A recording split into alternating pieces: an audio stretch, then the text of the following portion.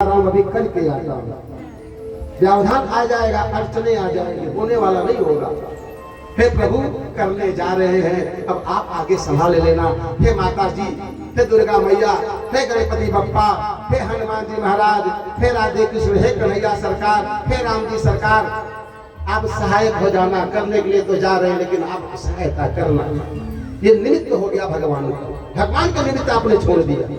अब वो पूरा करे ना करे, वो उसके ऊपर छोड़ दो, करेगा सब। सोचना आपका काम नहीं, वो सोचेगा यार। आपने याद किया है उसको, लेकिन मैं जाके अभी करके आता हूँ, यही जीवन का अभिमान है। मैं जा रहा हूँ, अभी करके आता हूँ। सब में भगवान का नाम जोड़ करके रखिए सब लोग, क्योंकि करने कराने वाला वही है। हम तो केवल सोच सकते हैं, और वही सोचते हैं जो प्रेरणा देता है, वही सोचते हैं। लेकिन भगवान का नाम जोड़ी लीजिए अपने जीवन के कार्य में।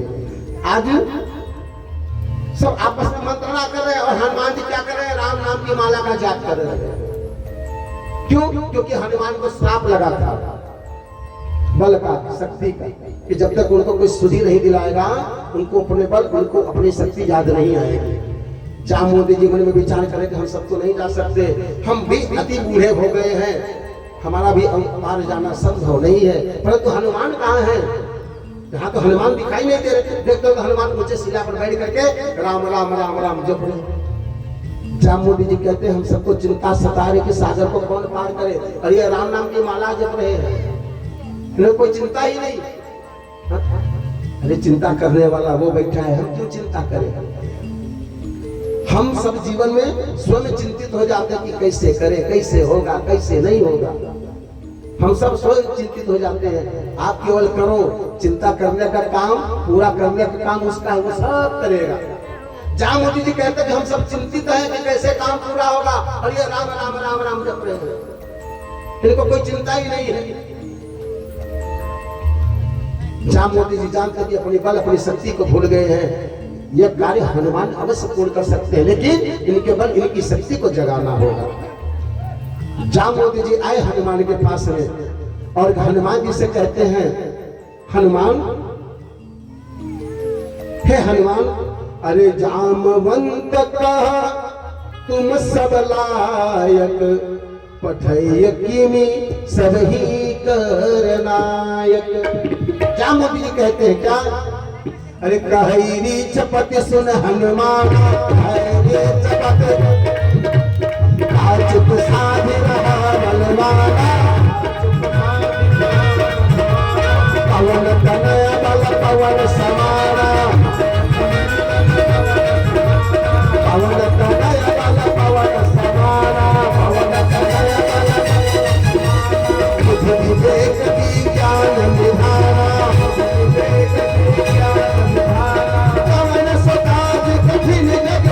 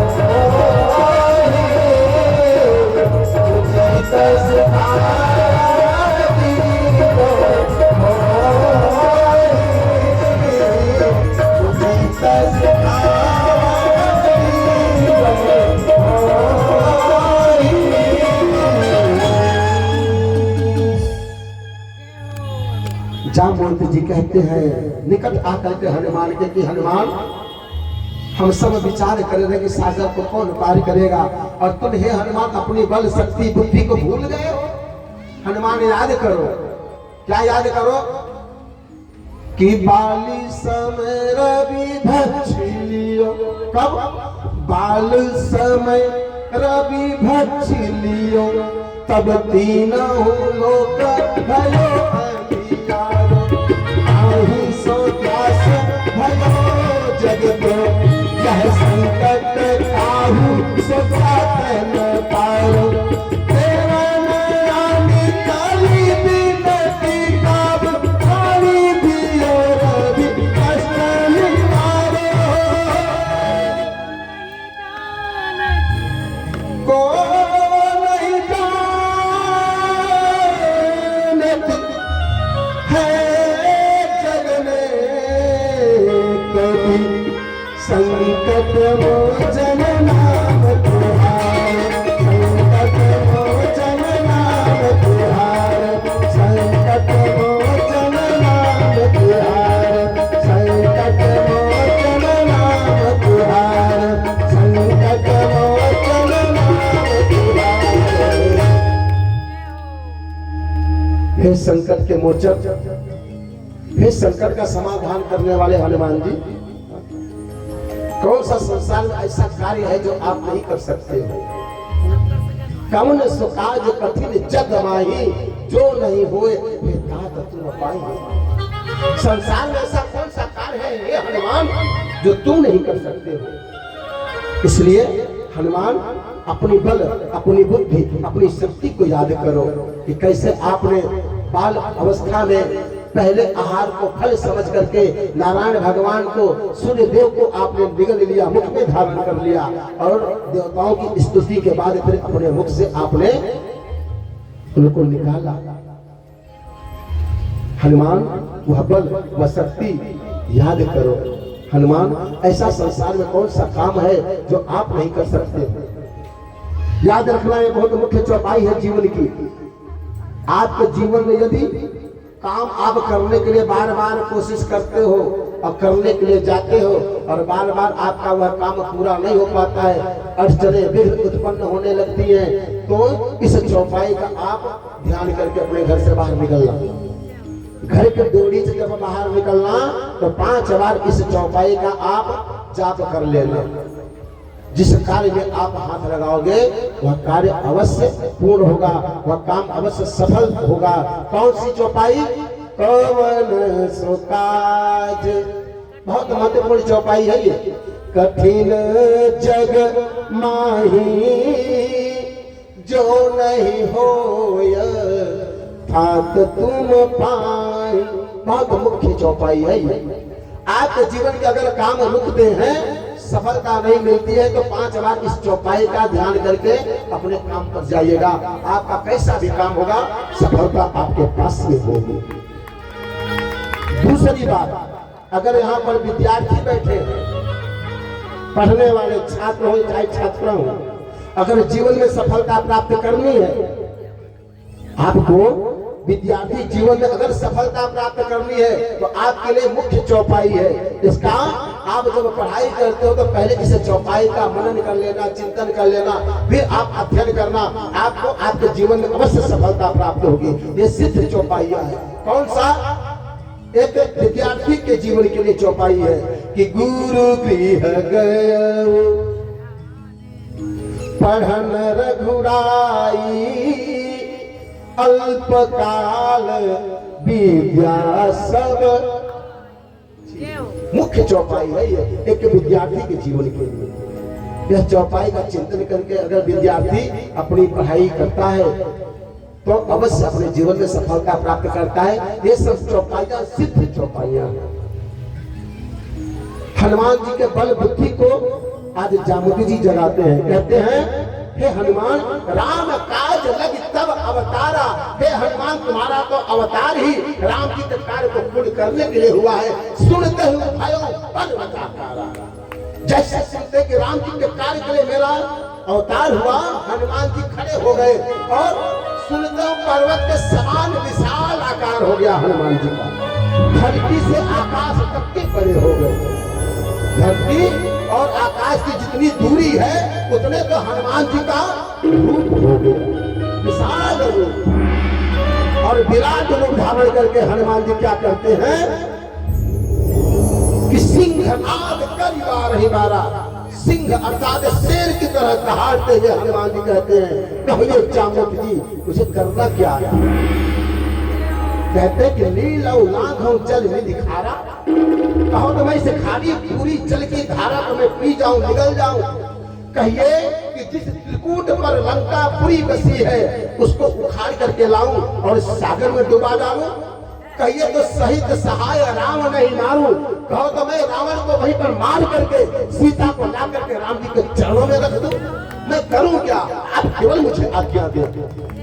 जामवंत जी कहते नहीं नहीं भैया, ये सब आपको नहीं करना है, ये सब रघुनाथ जी को करने दीजिए।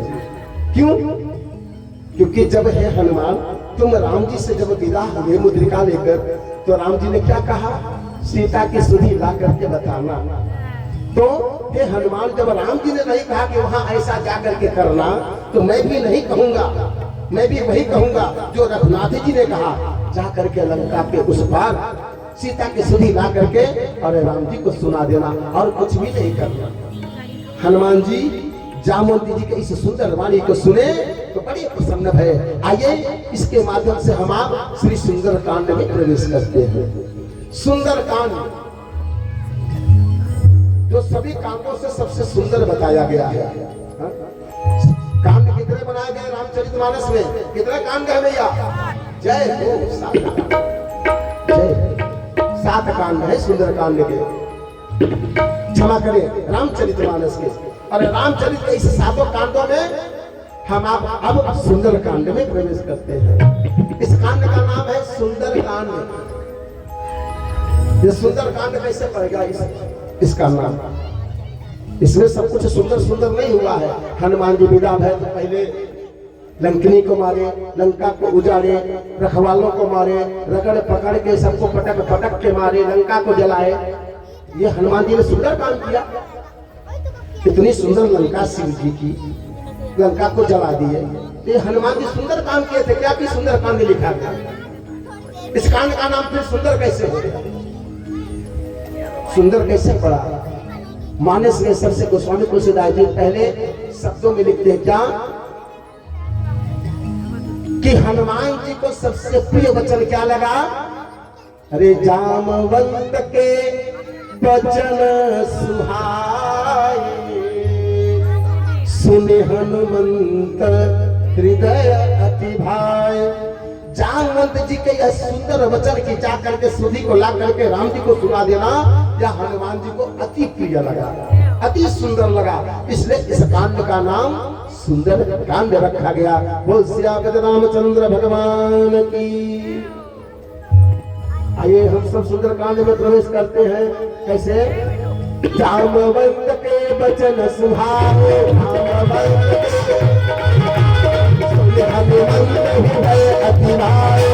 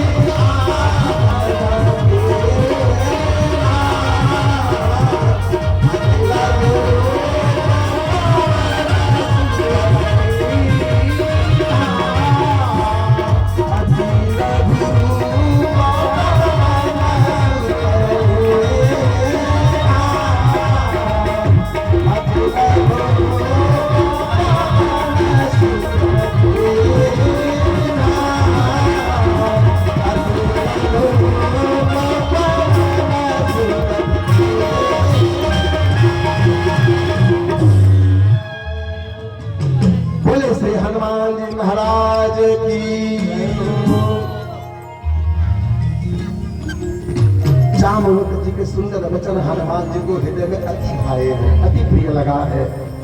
हनुमान जी कहते हैं जामवंत जी से, हे जामवंत जी, मैं राम जी के कार्य को पूर्ण करने के लिए सागर में उतर रहा हूं, अर्थात छलांग लगा रहा हूं। परंतु याद रखना, क्या आप सब सागर के किनारे बैठ करके राम नाम की माला का जाप करना। मैं राम जी के नाम के उच्चारण के माध्यम से मैं इस सागर को पार करूंगा और राम जी के ही उस महामंत्र के माध्यम से सुधी ला करके राम जी को सुनाऊंगा।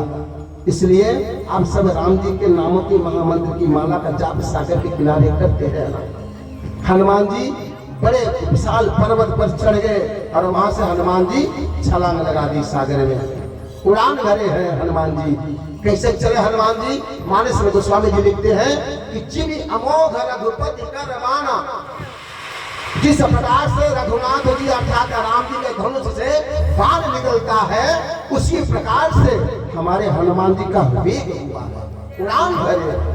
बाण के समान हमारे हनुमान जी महाराज उड़ान भरे, तीव्र वेग चले हैं हनुमान जी। मैना का पर्वत प्रकट हुआ, कहता है हे हनुमान जी, हम आपकी सेवा के लिए प्रकट भय हैं, हमारी पीठ पर थोड़ी विश्राम कर लो। हनुमान जी कहते हैं क्या? नहीं, राम काज कीन्हे बिनु मोहि कहाँ विश्राम। मैं जब तक राम जी के कार्य को पूर्ण नहीं कर लेता, मेरे जीवन में विश्राम नहीं है। इसलिए हे मैना के पर्वत, हम तुम्हारे इस सेवा को स्वीकार नहीं कर सकते। कब तक? जब तक राम जी के कार्य को मैं पूर्ण नहीं कर देता। विदा भय हनुमान जी, सामने सुरसा प्रकट भई है। सुरसा कौन है? अहिन की माता। अहिन का अर्थ है सर्पों, सर्पों की माता। ये सर्पों की माता प्रकट भई है, सुरसा नाम है। खड़ी हो गई, कहती है ठहर जा, कहाँ चला जा रहा है मेरे सामने से? हा? आज कई दिनों के बाद में ब्रह्मा जी ने मुझ पर कृपा की है, आज मुझे आहार तुझे बना करके भेजा है, आज मैं तुझे पकड़ करके खाऊंगी और अपने भूख को समाप्त करूंगी। हनुमान जी रुक गए, हाथ जोड़ करके कहते हैं माता। क्या कहते हैं? कोई आपको खाने की बात कहो और आप उसके सामने माता कहो। हा? कितना अद्भुत बात है ना। कोई आपको मारने की बात कहे और आप उसको माता कहो। अरे माता क्यों मार रही हो? अरे मैया, क्यों? थोड़ी सी दया कर देगी। मैया कह दूंगा तो थोड़ी ये मैया दया कर देगी। हनुमान जी को कहते कि आज मैं तुझे पकड़ करके खाऊंगी।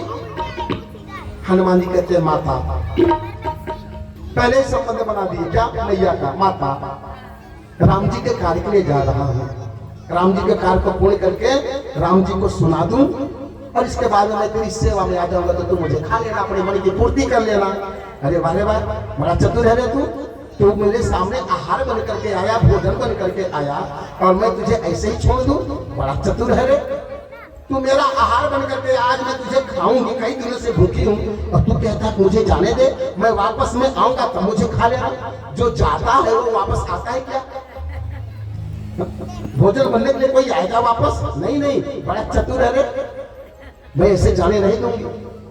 हनुमान जी कहते हैं माता, राम जी के कार्य के लिए जा रहे हैं, विलंब हो रहा है, तुझे जो भी करना है जल्दी कर, परंतु तू मुझे एक बात बता कि मेरा इतना विशाल स्वरूप है और तेरा मुख छोटा है, मैं तेरे मुख में आऊंगा कैसे? ये तो बहुत बड़ी समस्या है तेरे सामने। तो चिंता न कर, मैं अभी अपने मुख को बड़ा करती हूँ और तुझे अपने मुख में धारण करती हूँ। सुरसा क्या करती है? जस जस सुरसा बदन में बढ़ावा, बदन अपने शरीर को बढ़ाती है। हाँ, ताश दूर का भी रूप देखा हुआ। सुरसा अगर 10 योजन के अपने रूप को बनाती है तो हनुमान जी 20 योजन, सुरसा 20 योजन का अपना बदन पसारती है तो हनुमान जी 40 के, सुरसा 40 की होती है तो हनुमान जी 80 के। अब एक सागर से एक सागर का जितना किनारा है 100 योजन, सुरसा अपने मुख को बड़ा कर लेती है। एक सागर के किनारे से एक सागर के किनारे तक जोजन भर इतने ही बदन पसारा। एक किनारे से एक किनारे तक सुरसा जब अपने मुख को खोलती है तब हनुमान जी बड़ी चतुराई से क्या करते हैं? छोटा रूप बना लिया, छोटा सा मुख में गए, प्रवेश करके बाहर आ गए। मांगी विदा कहां से? भैया अब तो जाने दे, मैं तो तेरा भोजन बन गया, अब तो मुझे जाने दे। देख मैं तेरे कार्य को पूर्ण कर दिया ना, बड़ा चतुर बंदा है, तो जा तुझे आशीर्वाद में देती हूँ। तो कार्य में सिद्धि प्राप्त कर। मैं तो ब्रह्मा जी के माध्यम से भेजी गई थी तेरी बुद्धि परीक्षण के लिए, तो जा राम जी के कार्य को पूर्ण करेगा। हनुमान जी प्रणाम करके आगे बढ़े। सिंहिका मेरी सिंहिका का वध किया हनुमान जी और कूद करके लंका के पास पधारे। वहां पर लंकिनी का पहरा, संध्या होने वाली थी। हनुमान जी मन में विचार किए कि संध्या होते होते लंका में प्रवेश कर जाऊंगा। तो छोटा सा रूप बनाया हनुमान जी लंका में प्रवेश करने लगे। लंकिनी कहती अरे चोर कहां जा रहा है तू, मेरे आंखों में धूल झोंक करके तू छोटा रूप बना करके लंका में प्रवेश कर रहा, ठहर जा, मैं तुझे भी खाती हूँ। हनुमान जी कहते हैं लोग कर लो बात, ये भी खाने की बात कर रही है, ठीक है तैयार हो जा, कोई बात नहीं। हनुमान जी ने क्या किया, एक मुष्टि का प्रहार करते हैं उसके मुख पर दे मारते हैं, गिर पड़ी पृथ्वी पर, रक्त की धार बहने लगी। अपने आप को संभाली और उसको याद आए क्या, ब्रह्मा जी के वचन। क्या वचन, यदि किसी बंदर के मुख से, किसी बंदर के मुष्टिका से तू धरती पर गिर जाएगी और तेरे मुख से रक्त की धार बहने लगेगी, तो मान लेना कि लंका का विनाश अब निश्चित हो गया। हनुमान जी लंकिनी को गति दिए और लंका में प्रवेश किए। लंका में सब स्थान पर हनुमान जी ढूंढ लिए सीता जी को, भवन में, अटारियों में, शस्त्रागार में, भोजनालय में, सभी स्थान पर हनुमान जी ढूंढ लिए, लेकिन सीता का कहीं पता नहीं, कहीं कोई पता नहीं। फिर हनुमान जी क्या देखते हैं, भवन एक पुनि दीख सुहावा, हरि मंदिर तह भिन्न बनावा। कैसा बना है, रामायुध अंकित गृह शोभा मरण न जाए, नव तुलसिका बेंदता देखी हरस कपिराय। तुलसी जी का पौधा लगता है कि रामायुध अंकित गृह, मकान के सामने राम जी का नाम लिखा हुआ। तुलसी जी का पौधा है, समझ में आ गया कि यहाँ पर कोई भक्त रहता है। हनुमान जी ब्राह्मण रूप धारण कर लिए, पता लगाने के लिए निशाचरों की नगरी में ऐसा कौन भक्त है। राम राम थे सुमिरन की ना, राम राम करने लगे हनुमान जी। राम राम करते हुए विभीषण जी भी निकल करके आए। विभीषण जी कहते हैं ब्राह्मण देवता आप राम राम लंका में होकर के कह रहे हो, आप जानते नहीं कि लंका में राम नाम बोलना अपराध है, मारे जाओगे।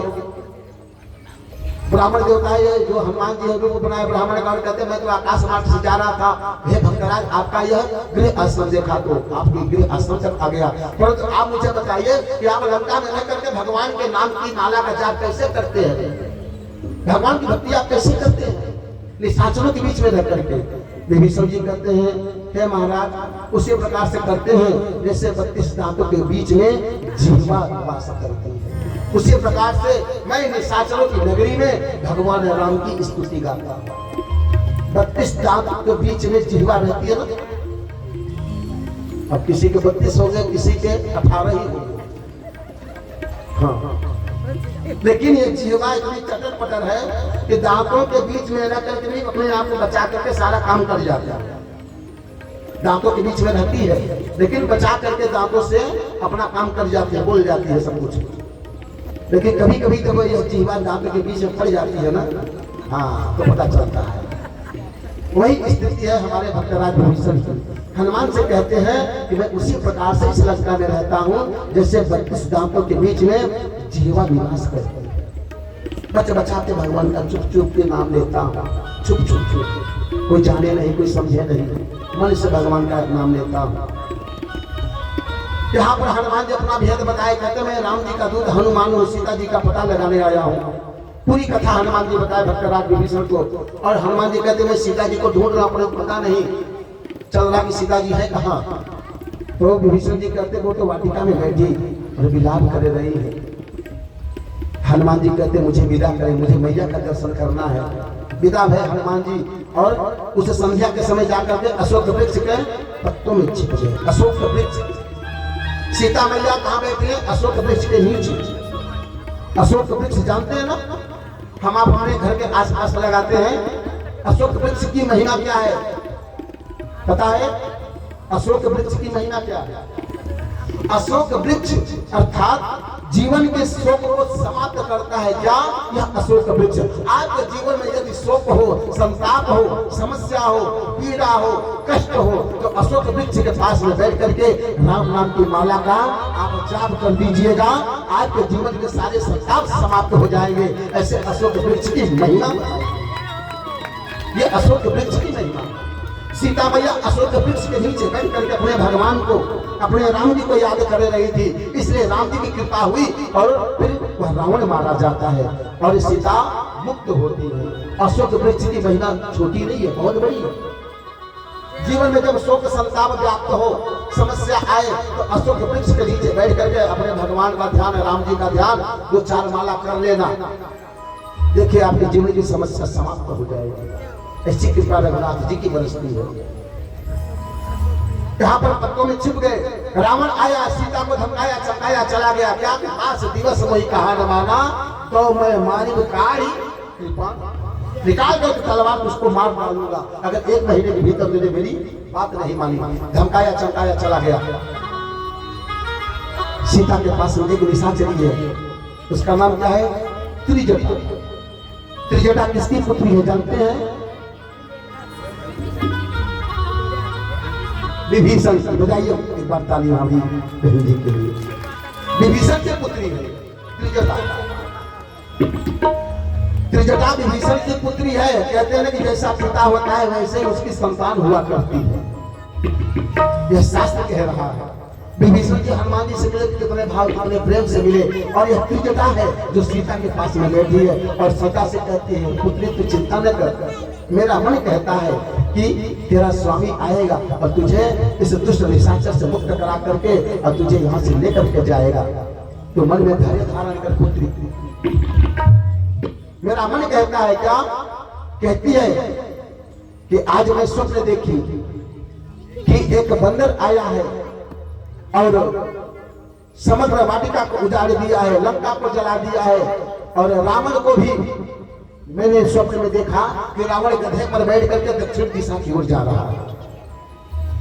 पुत्री एक बंदर आया है, लंका को जला रहा है और सबने चिखाड़ मचा हुआ है, सबने त्राही मचा हुआ है, सबको मारा है। तो चिंता न कर, मैं परम सत्य कह रही हूँ क्या कि यह मेरा जो स्वप्न है यह 4 दिन में पूरा होने वाला है। परंतु तू चिंता नहीं कर, तू अपनी दुख संवेदना इस प्रकार समझ प्रकट कर। वह बताती है, समझाती है, और आज सीता जी के मन में धीरज बंधाती है। हनुमान जी देखे कि जब त्रिजटा विदा भई तब अवसर पाए, और हनुमान जी क्या कहते हैं? जय जय राम कथा, जय श्री राम कथा, जय जय राम कथा, जय श्री राम कथा, जय जय राम कथा, जय श्री राम कथा, जय जय राम कथा, जय श्री राम कथा। जय जय राम कथा, जय श्री राम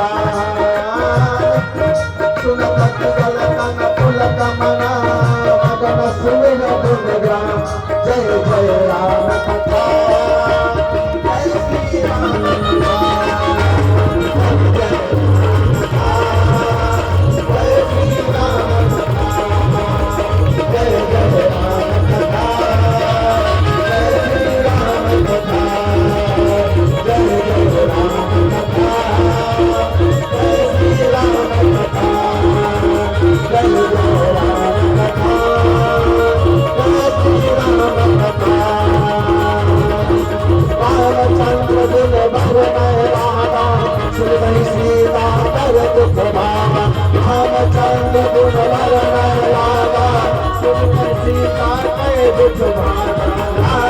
सुनय सवन मन लाई आज के सब कथा सुनाई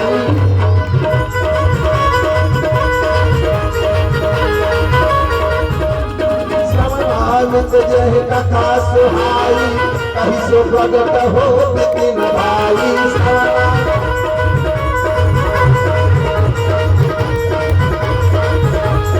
अब हम कट चले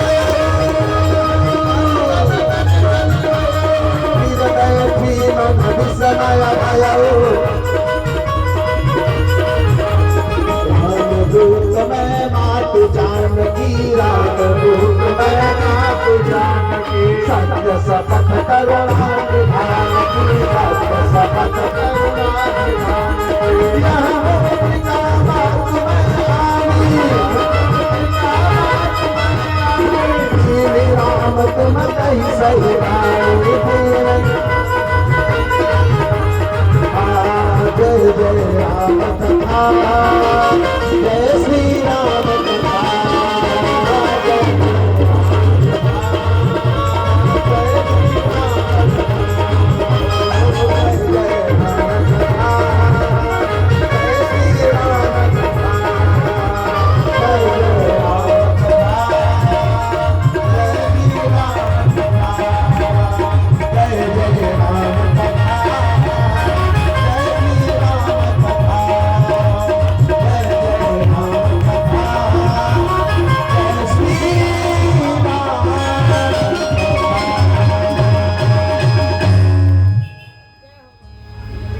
हनुमान जी महाराज पत्तों में छिपे बैठे अवसर को जाने राम जी की दी हुई मुद्रिका को गिरा देते हैं और जैसे मुद्रिका को सीता जी उठा करके देखती हैं हनुमान जी तुरंत सामने कूद करके हाथ जोड़ करके खड़े हो गए और कहते हैं मैया हे माँ यह मुद्रिका माँ तुम्हें आनी दीनी राम तुम कही सही दानी मेरे प्रभु राम जी ने मुद्रिका दी मैया इस मुद्रिका को लाने वाला मैं हनुमान राम जी का दास राम जी का सेवक आज तेरे पास में मुद्रिका लेकर के आया है मैया सीता जी कहती है बंदर और मुद्रिका लेकर के आया 100 योजन सागर को पार करके नहीं ये रघुनाथ जी का कोई दूत नहीं है ये तो रावण की बनाई हुई माया शक्ति है जो मुझे भ्रमित करना चाहती है विश्वास नहीं करती है सीता जी ये तो कोई माया भी है जो अपनी माया शक्ति से मुझे भ्रमित करना चाहता है लेकिन ये मुद्रिका माया से बनाई तो नहीं जा सकती ये तो मेरे प्रभु भगवान की है और मैंने अपने भगवान के हाथों में यह मुद्रिका मैंने देखी थी पहचान ली ये मुद्रिका यहाँ आई कैसे ये तो माया से भी नहीं बनाई जा सकती ये तो मेरे भगवान की मुद्रिका है लेकिन लाने वाले के ऊपर विश्वास नहीं है मुद्रिका सत्य है लेकिन लाने वाला सत्य है कि नहीं इसका कैसे पता लगाया जाए तो सीता जी ने प्रश्न किया नर बानर ही संग कहूं कैसे नर और बानर में संगति कैसे हुई हनुमान जी कहते हैं कही कथा भाई संगति जैसे संगति हुई नर और बानर में पूरी कथा हनुमान जी बता दे जब से आपका हरण हुआ भगवान ढूंढते ढूंढते सबरी के आश्रम में आए महाराज सबरी से मित्रता की फिर हम सबको आदेश मिला और हम सब ढूंढते ढूंढते चारों दिशाओं में निकले हे मैया यह हनुमान का परम सौभाग्य है कि आपका प्रथम दर्शन मुझे प्राप्त हो रहा है पूरी कथा बताए आज सीता मैया बड़ी प्रसन्न भई और हनुमान जी को आशीर्वाद देती हे पुत्र अजर अमर गुण निधि सुत हो करहु बहुत रघुनायक छो हे पुत्र तुमने इतना सुंदर समाचार बताया है जाओ मैं तुम्हें आशीर्वाद देती हूँ तुम अजर हो जाओ अमर हो जाओ सीता मैया ने हनुमान जी को अजर अमर बना दिया सर्वदा काल के लिए सर्वकाल के लिए अजर अमर हो जाओ और अंत में क्या कहते हैं सीता मैया करहु बहुत रघुनायक छो रघुनाथ जी तुमसे सर्वदा छोह करे रघुनाथ जी राम जी सर्वदा तुमसे प्रेम करे प्रीति करे ऐसा मैं तुम्हें हे हनुमान आशीर्वाद बोल श्री रामचंद्र भगवान की सर्वदा प्रेम करे राम जी तुमसे, हे हनुमान ये मैया का आशीर्वाद है। अब हनुमान जी कहते माँ बहुत भूख लगी है, सुंदर सुंदर फल है, आज्ञा दे दे। सीता जी कहती नहीं नहीं मेरे लाल, ये बड़े बड़े निशाचर हैं, यहाँ पर मायावी शक्ति वाले हैं, तू छोटा है और यहाँ पर बड़े बड़े भक्त सुभक्त बड़े बड़े राक्षस हैं, तू फल को खाने जाएगा वो तुझे पकड़ करके खा जाएंगे। हनुमान जी कहते मैया अभी आपने मुझे आशीर्वाद दिया है और जिस पुत्र के ऊपर माँ का आशीर्वाद होता है उस पुत्र का जीवन में कोई बाल बाका नहीं कर सकता है। हे माँ तूने मुझे अभी अभी आशीर्वाद दिया कि अजर हो जाओ अमर हो जाओ। हे माँ इसलिए किनकर भय माता मोहि नहीं, अब किन निशाचरों का भय मुझे नहीं है, इसलिए तू चिंता न कर, मुझे बस आज्ञा दे दे। जाओ हनुमान फल को खाओ भोग को लगाओ। हनुमान जी आज्ञा पाए और प्रवेश कर गए।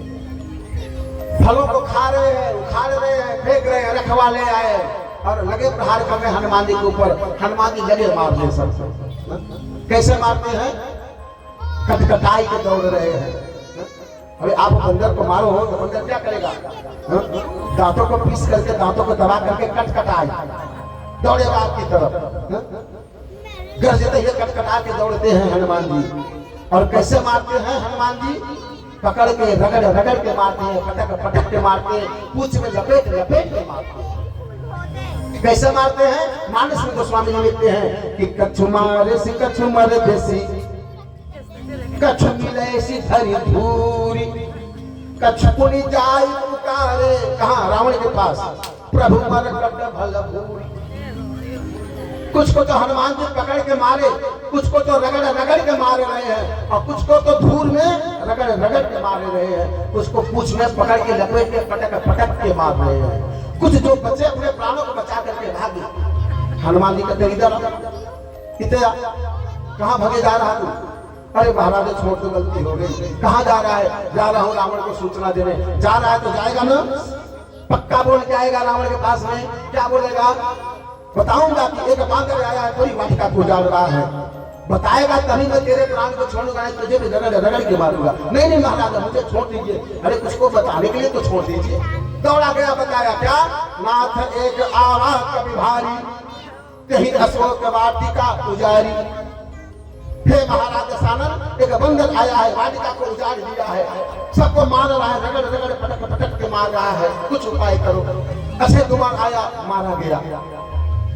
मेघनाथ को भेजा गया, मेघनाथ हनुमान जी को ब्रह्म शक्ति से बांध करके रावण के दरबार में खड़ा कर दिया। रावण कहता है क्यों रे बंदर, तू ही है जो लंका में चोरों की भांति प्रवेश किया और चोरों की भांति मेरे वाटिका को उजाड़ा, मेरे फल को खाया। अरे द्वार पर आया होता, भिक्षा मांगता, तुझे मिल जाता। चोरों की भांति क्यों आया? जानता है जो इस लंका में चोरों की भांति प्रवेश करता है उसको मृत्यु दंड दिया जाता है। हनुमान जी कहते हैं महाराज मैंने तो यह सोचा कि जिस राज्य का राजा ही चोर है, जिस राज्य का राजा ही चोर है, उसके राज्य में चोरी करना कोई दोष नहीं होता, इसलिए मैंने ऐसा किया। और अगर आपको लगता है कि अगर मैंने अपराध किया तो क्षमा हो महाराज, परंतु मैंने कुछ भी नहीं किया, जो किया सब मेरे रघुनाथ जी ने किया। रावण कहता है कौन है तू, अपना परिचय बता। हनुमान जी कहते हैं चिंता न करो महाराज, मैं अपना परिचय अवश्य बताऊंगा, परंतु इतना अवश्य कहने वाला हूं क्या, ध्यान पूर्वक सुनना महाराज। आपने जिसका हरण करके अपनी लंका में लेकर के आए हो, वाटिका में स्थान दिए हो, वो साधारण नहीं है, वो जगत जननी आदि शक्ति जगदम्बिका है। आप ले जाकर के भगवान के श्री चरणों में उनको दे दीजिए और क्षमा याचना कर लीजिए। हमारे भगवान बड़े कृपालु हैं, आप तुम्हारी इस दृष्टता को क्षमा कर देंगे। मेरी बात मानो महाराज, अभी भी कुछ भी नहीं बिगड़ा है, अपने निशाचरी जात को बचा लो। रावण कहता है बड़े बड़े ज्ञान की बातें बता रहा है मुझे, तो बता तू है कौन, किसकी सहमति से यहाँ पर आया, किसकी शक्ति से सब कार्य किया, है कौन तू? हनुमान जी कहते हैं महाराज सुनना चाहते हो तो सुनो। राम के प्रताप से सागर को पार कियो, राम के ही प्रताप से तेरी वाटिका को उजारो है, और राम के ही प्रताप से तेरे पुत्र का वध की हो, और राम के ही प्रताप से तेरे सन्मुख पग उठारो। राम के प्रताप से 100 योजन सागर को पार किया, राम के ही प्रताप से तेरी वाटिका को गुजारे हैं, राम के ही प्रताप से तेरे पुत्र का वध किए हैं, और राम के प्रताप से तेरे सामने वार्तालाप कर रहे हैं। मेरा कुछ भी नहीं है, ये सब राम जी ने किया। अरे महाराजा रावण, अगर मैं किया होता ना तो अभी तक तो मेरे सामने जीवित नहीं रहता, परंतु मैंने कुछ भी नहीं किया। सब जो भी किया है सब रघुनाथ जी ने किया। मैं करता तो अभी तक तू जीवित नहीं रहता। रावण कहता है मुझे धमकी दे रहा है, पकड़ो लो इसे और इसको मृत्यु दंड दिया जाए। विभीषण जी कहते हैं नहीं महाराज, ये दूत है, अपने स्वामी की बखान तो करेगा ही, परंतु दूत को दंड नहीं देना चाहिए। फिर क्या करें, इसकी पूंछ में आग लगा दो। हनुमान जी की पूंछ में घी, वस्त्र, तेल इत्यादि सब लंका के लपेट दिए गए और अग्नि को पूंछ में लगा दिया गया। हनुमान जी की पूंछ में क्या लगी? आग लगी। आग कहां लगी? हनुमान जी के पूंछ में क्या लगी? आग। जी, हनुमान जी के पूंछ में आग लगी। हनुमान जी को पूंछ थी ना, हनुमान जी को पूंछ थी, हनुमान जी को पूंछ थी, तभी तो आग लगी। हमारी आपकी भी पूंछ है कि नहीं? हमारी आपकी पूंछ है कि नहीं है? हमको आपको पूंछ नहीं है, हमारी आपकी पूंछ नहीं है क्या भैया? हनुमान जी को तो पूंछ थी, हमारी आपकी पूंछ नहीं है। बोलो बोलो, आपकी पूंछ है कि नहीं है? आपकी भी पूंछ है। हाँ, क्यों चिंता करते हो?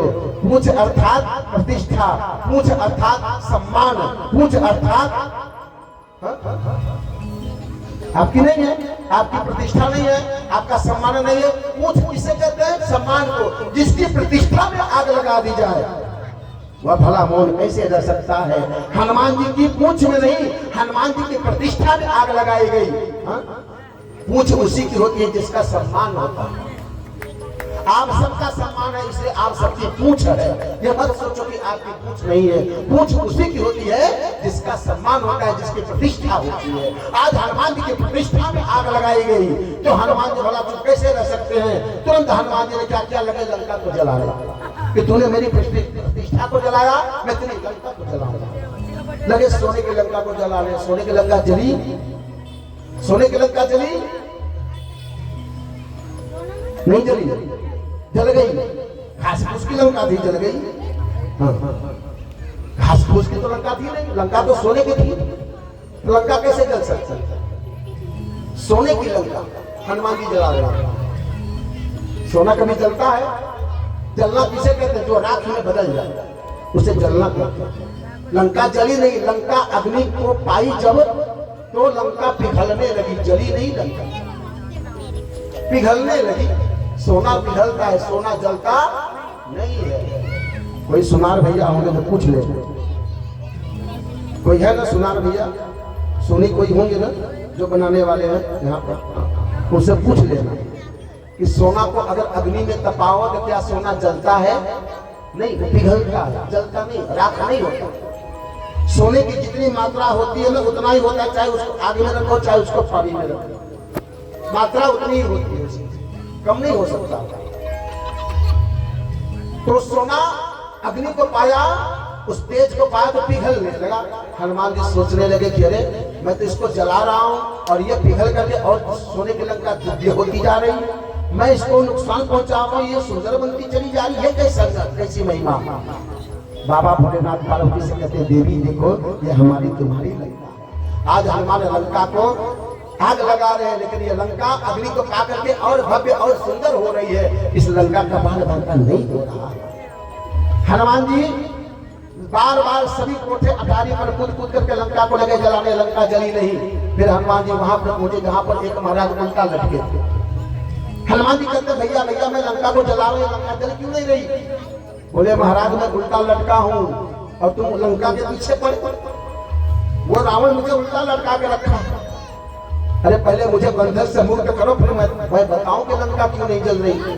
हनुमान जी जो महाराज उल्टे लटके थे उनको बंधन से मुक्त किया, और जब वो उल्टा लटके थे उनको सीधा किया। तब हनुमान जी कहते भैया ये लंका जल क्यों नहीं रही है, मैं इसको अग्नि से जला रहा हूँ। तो कहते हैं लंका क्यों नहीं जल रही, देखना नहीं, अब दिखाने की आवश्यकता है, देखो ये लंका कैसे जलती है। वो शनिदेव महाराज थे जो उल्टा लटकाया था रावण ने। शनिदेव की कुदृष्टि जैसे लंका पर पड़ी, वह सोने की लंका राख में बदलना प्रारंभ हो गई। बोल सियापति रामचंद्र भगवान की वह सोने की लंका राख में बदलने लगी। शनिदेव महाराज थोड़े से तेल में प्रसन्न हो जाते हैं। संभव होने तो उनकी उपासना करो, बड़े दयालु हैं, बड़ी कृपा कर जाते हैं थोड़े से तेल में। हाँ, तेल शनिदेव को चढ़ाओ तो प्रसन्न हो जाते हैं। और अगर शनिदेव की 7.5 चढ़ गई तो जीवन पूरा उथल पुथल करके रख देते हैं भैया। याद रखना, सभी देवता एक तरफ, शनिदेव महाराज एक तरफ। तेल का दान, तेल का चढ़ावा शनिदेव को अति प्रिय होता है, इसलिए तेल का दान और तेल का दीपक शनिदेव को अवश्य जलाए। बड़ी कृपा होती है शनिदेव महाराज की। यहाँ पर लंका जब चली तब पूछ बुझाई खोई श्रम धरी रघुरूप बहोरी जनक सुता के आगे ठाड़ भयो कर दो। पूछ को बुझाए सागर में और सीता जी के सामने हाथ जोड़ करके प्रकट हो गए और कहते क्या, मातु मोहि दीजय कछु चिन्हा जैसे रघुनायक मोहि दीन्हा। चूड़ामणि उतारी तब दयो हर्ष समेत पवन सुत लयो। प्रसन्नता से कौन से देते हैं क्या, चूड़ामणि को सीता जी देती हैं। हनुमान जी विदा भय सागर के पार आए और आकर के राम जी को सूचना दिए। राम जी सकल सेना सकल बांदर भालू को एकत्रित किए और सागर के किनारे आए। और यहाँ पर राम जी लिंग था विधिवत करी पूजा, शिव समान प्रिय मोहिन दूजा। बाबा भोलेनाथ के सुंदर शिवलिंग की स्थापना किए और विधिवत आज हमारे राम जी पूजा करते हैं। और उन बाबा का नाम श्री रामेश्वरम के नाम से प्रसिद्धि देते हैं। ये राम जी ने ही श्री रामेश्वरम बाबा का नाम दिया है। कहाँ, जहाँ हम आप दर्शन करने जाते हैं तो दोनों हाथों के बाल उठा करके रामेश्वरम भगवान का जयकारा लगाएंगे। बोले श्री रामेश्वरम भगवान की जय हो। राम जी ने ही लिंग था विधिवत करी पूजा, विधिवत पूजन किए हैं, क्योंकि राम जी जानते कि रावण का वध करने जा रहे हैं। शिव की लंका में शिव के ही भक्त का वध करना है, इसलिए राम जी ने यहाँ पर विधिवत शिव जी की पूजा की। फिर समुद्र में सेतु का निर्माण हुआ, नल नील के माध्यम से सागर के पार गए और राम जी ने एक साथ चारों द्वार पर लंका पर आक्रमण किए। मुख्य 4 द्वार थे लंका के, एक साथ युद्ध हुआ। पहले दिन के युद्ध में रावण की आधी सेना मारी गई। दूसरे दिवस के युद्ध में लक्ष्मण महाराज को मूर्छा लगी, वीर घातनी समझ लगी, हनुमान जी बूटी लाए, लक्ष्मण के प्राण बचाए। तीसरे दिवस के युद्ध में कुंभकर्ण आया, राम जी के हाथों मारा गया। चौथे दिवस के युद्ध में मेघनाथ मारा जाता है। 5वें दिवस के युद्ध में राम और रावण का युद्ध हुआ। आज राम जी रावण से युद्ध करते करते रावण को निहत्था कर दिए, सब अस्त्र शस्त्र काट दिए, रथ से विहीन कर दिए। आज रावण अकेला अपनी लंका में गया। 6वें दिवस के युद्ध में रावण पूरे सैन्य शक्ति के साथ में आया है। अस्त्र शस्त्र लेकर के, खड़ग तलवार ढाल कृपाण लेकर के रथ पर विराजमान होकर के रावण राम से घनघोर युद्ध किया है। कुल मिलाकर के शास्त्र में 32 दिन का युद्ध लिखा गया। 32 दिन तक युद्ध चला राम और रावण का। बार बार राम जी रावण के शीश को काटते चले जा रहे हैं और शीश क्यों निर्मित होता जा रहा। विभीषण जी ने भेद बताया, कहते हैं घर का भेदी लंका। रावण क्यों मारा जाता है, क्योंकि रावण के पास में विभीषण जैसा भाई नहीं है। और राम जी क्यों विजय प्राप्त करते हैं, क्योंकि राम जी के पास में लक्ष्मण जैसा भाई। इसलिए सर्वदा भाई को भाई से मिल करके रहना चाहिए। नहीं, याद रखना जीवन में ये कथा कहती है, भाई को भाई से मिल करके रहना तो जीवन में सभी काम वह पूर्ण कर सकता है। और अगर भाई भाई अलग हो गए तो मान लीजिएगा कि संसार के सारे काम उसके अधूरे रह जाएंगे, किसी भी कार्य में वह सफलता नहीं प्राप्त होती है। आज विभीषण के बताए हुए अनुसार श्री राम जी ने एक साथ 31 बार धनुष पर संधान किए।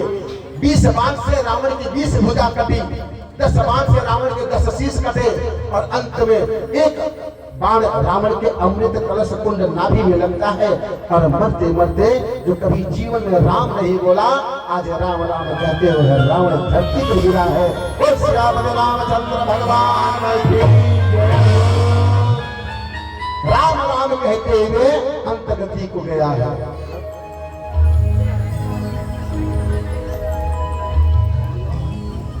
राम राम कहते हुए आज प्राण का त्याग किया है वह रावण। जन्म जन्म मुनि जतन कराई, अंतराम कही आवत नाही। जन्म जन्मांतर तक ऋषि मुनि महात्मा राम नाम राम नाम राम राम राम राम करते हैं, लेकिन मरने की अवस्था में राम शब्द भी उच्चारण नहीं होता है। लेकिन ये रावण मरते मरते राम राम कहते मरा है। तो राम जी के परम पद को प्राप्त किया है। ये अंत्येष्टि तैयार भई, विभीषण ने पूर्ण कार्य संपन्न किया, सीता जी को लाए हैं और सीता की अग्नि परीक्षा हुई।